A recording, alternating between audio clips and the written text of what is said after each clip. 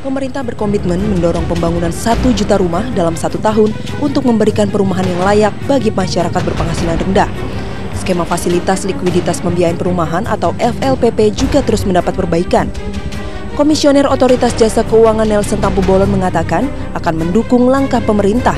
OJK mengingatkan agar pemerintah juga memberikan insentif khusus kepada bank agar bisa menopang kebijakan bunga rendah ini dengan baik. Nelson menilai bunga bank KPR sebesar 5% sudah cukup bagi kelangsungan bank. Jadi bisa diusahakan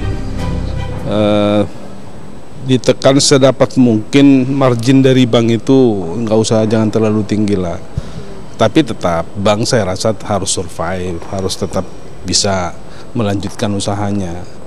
Kalau nanti bank memberikan kredit terus dia rugi, ya karena itu kan dana yang disalurkan kredit itu kan sumbernya juga berasal dari dana yang ditarik dari masyarakat. Sementara itu, pengamat ekonomi Afiliani mengatakan terobosan pemerintah melalui Bank Tabungan Negara yang memberikan fasilitas uang muka 1% bagi warga berpenghasilan rendah patut diapresiasi. Namun menurutnya perlu dipikirkan kemampuan membayar dari masyarakat yang mengambil fasilitas tersebut agar tidak menjadi beban di kemudian hari. Di antaranya dengan memperpanjang jangka waktu cicilan, misalnya dari 10 tahun menjadi 20 tahun.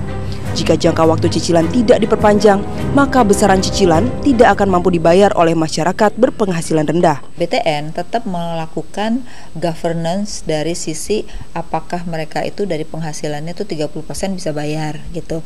Jadi mungkin beda dengan Amerika. Kalau Amerika itu kan ibaratnya orang miskin itu diberikan kredit rumah kan, ya sudah pasti tidak punya kemampuan. Sehingga ketika suku bunga naik, langsung kredit macetnya naik. Nah, di Indonesia saya rasa subsidi bunga aja yang diberikan oleh pemerintah, tapi sebenarnya kemampuan bayarnya tetap diperhitungkan oleh Bank BTN gitu. Jadi kalau Bank BTN punya program itu, saya rasa tepat supaya masyarakat bisa memiliki rumah, terutama adalah program 1 juta rumah setahun gitu. Sebelumnya pemerintah mengungkap akan memberikan skema FLPP, yakni bagian dari program kepemilikan 1 juta rumah bagi masyarakat berpenghasilan rendah.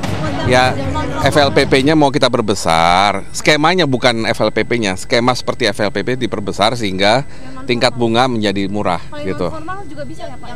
Ya itu rumah untuk yang berpendapatan rendah, dah tuh, nggak ada formal informal, pokoknya rumah untuk yang berpendapatan rendah.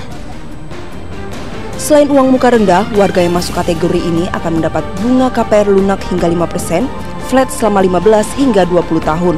Sebelumnya, bunga KPR untuk fasilitas yang sama mencapai 7,5%. Mereka yang berhak mendapatkan fasilitas ini adalah pekerja formal dengan gaji di bawah 4 juta rupiah per bulan dan pekerja formal yang bergaji di bawah 7 juta rupiah per bulan yang akan membeli rumah susun. Tim Liputan Metro TV.